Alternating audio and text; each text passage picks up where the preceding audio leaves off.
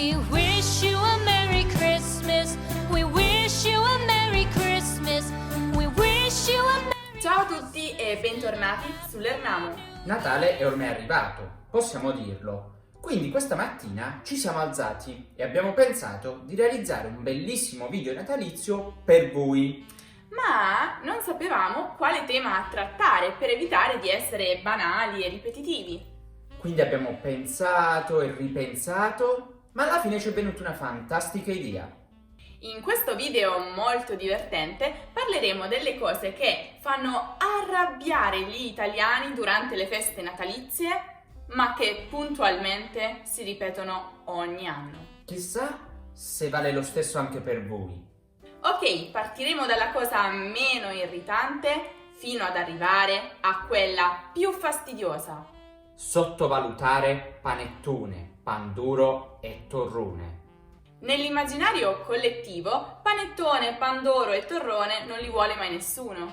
Tutti dicono, se ci sono li assaggio, se no non fa niente, facendo finta che non siano poi così fondamentali.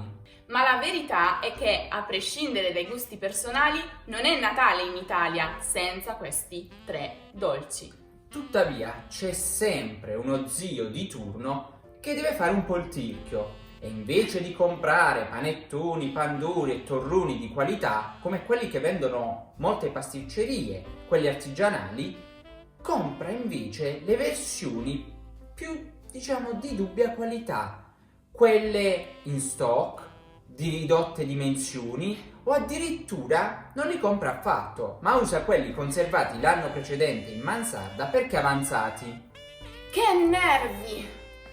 Inoltre, tra le cose fastidiose di Natale legate a questi tre dolci, non si può dimenticare il cugino muscoloso che, per mostrare tutta la sua forza erculea, agita la busta del pandoro per distribuire lo zucchero a velo così forte al punto da romperla, provocando una nevicata sul pavimento della zia che neanche sulle Alpi si vedrebbe. Poi c'è il nonno che rompe la dentiera con la nocciula del torrone e comincia a imprecare e bestemmiare.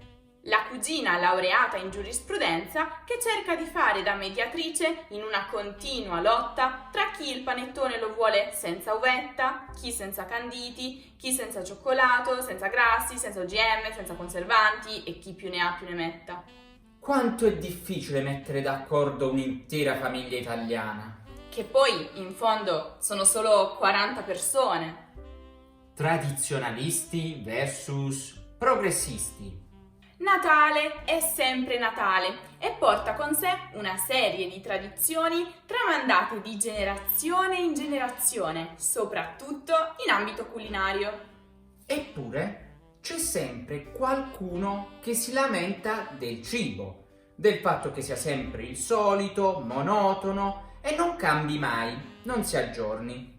Quindi, puntualmente, ogni Natale ci sediamo a tavola ed ecco che c'è sempre qualcuno che inizia a criticare la mamma o la nonna per essere poco innovative. E già questo è abbastanza irritante. Ma non è finita qua, perché per qualche assurda ragione, ecco che un anno il menù in qualche modo cambia e, apriti cielo, tragedia, oltraggio. Non ci sono più le tradizioni! Gridano coloro i quali per anni avevano chiesto un cambiamento. Aspetto un anno intero per mangiare le lasagne della nonna. Come sarebbe che quest'anno non le ha fatte? Si lamenta la cuginetta che sempre aveva criticato la tradizionale lasagna natalizia perché faceva ingrassare. Ma cos'è questo piatto esotico? E il buon vecchio arrosto, dove è finito? Eccetera, eccetera. Insomma, a Natale c'è sempre qualcuno che non è mai contento del menù. Mangia! Tanto è Natale! Ora, a parte il dibattito menù innovativo o menù tradizionale di cui vi abbiamo appena parlato, bisogna ammettere che nella maggior parte delle case italiane, soprattutto a Natale, si mangia bene, molto molto bene. Il problema è che alla mamma o alla nonna non importa assolutamente nulla che tu sia a dieta. Devi mangiare. e assaggiare quei piatti per i quali hanno dovuto cucinare per 4 o 5 ore. Chiaro? Nessuna pietà per il sudore gettato in palestra. Perché? Perché tanto è Natale. E quindi ecco un classico dialogo odioso e inevitabile a Natale. Mangia, è un dolce che ho visto in televisione, è buono! No, grazie, non lo desidero. Mangia, è Natale!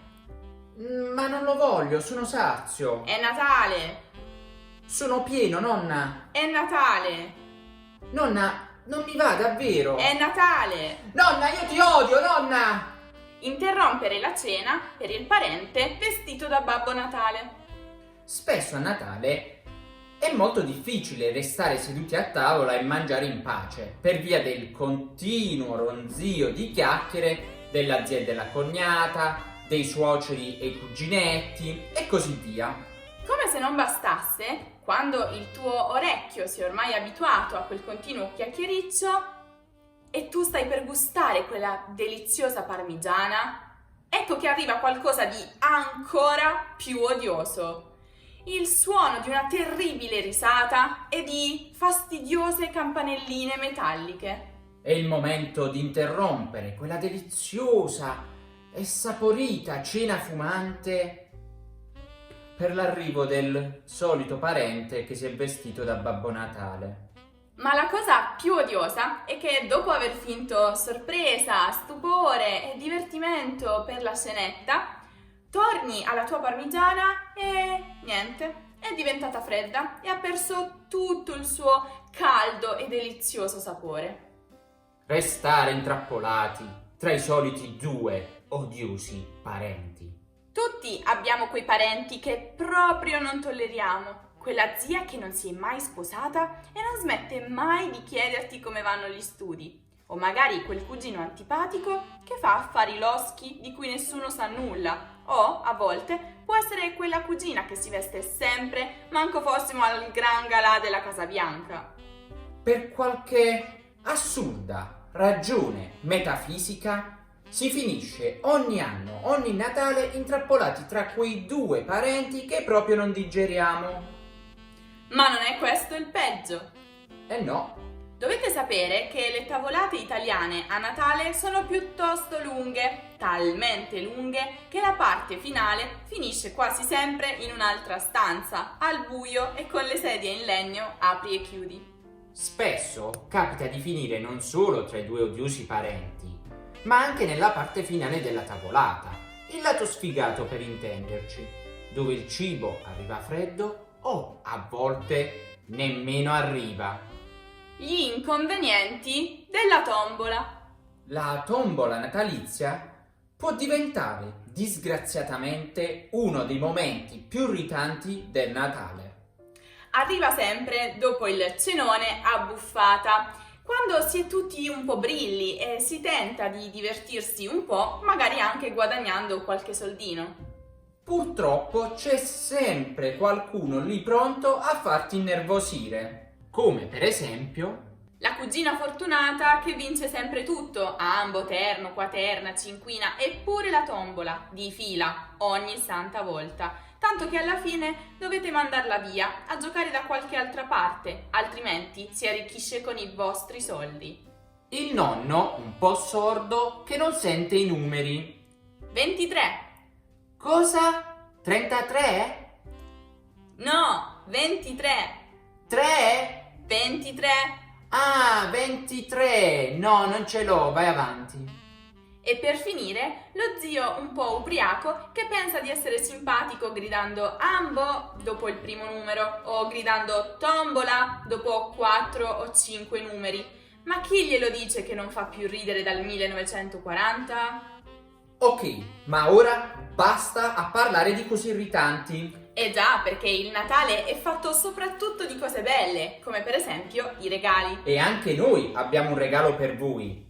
Utilizzando il codice coupon LERNAMICO potrete accedere al 20% di sconto sul nostro meraviglioso corso Italiano in contesto, che vi permetterà di migliorare il vostro italiano come se foste davvero in Italia. Per tutte le informazioni dettagliate il link è nella card e nella descrizione. Ehi, ma non finisce qui! Anche io ho un regalo per voi! Sempre utilizzando lo stesso codice coupon avrete il 10% di sconto su tutta la merce Lernamo Collection. Non è fantastico? Il link per il nostro negozio è nella descrizione. Bene, ora non ci resta che augurarvi un fantastico Natale ovunque voi siate nel mondo. Noi ci rivedremo presto qui su YouTube oppure sulle nostre pagine Instagram, Facebook e Twitter. Buon Natale! Buon Natale!